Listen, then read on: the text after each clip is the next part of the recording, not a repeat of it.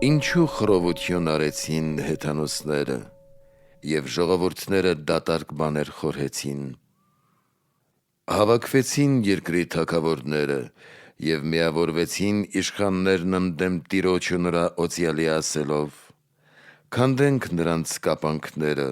և թոթափենք նրանց լուծը մեզանից։ Երկնքում բնակվողը կծիծաղի նրանց վրա, և Տերը կարհամարի նրանց։ Այն ժամ կխոսի նրանց հետ իր բարկությամբ և իր զայրույթով կսարսափեցնի նրանց։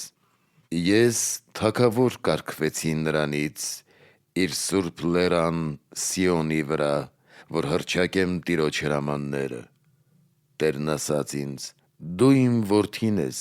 ես այսօր ծնեցի քեզ, խնդրիր ինձնից, և հեթանոսներին քեզ կտամ որպես ժառանգություն ու իշխանություն երկրի բոլոր ծագերում։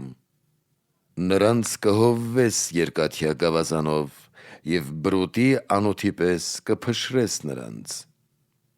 Արդ, թագավորներ, ուշ դարձրեք սրան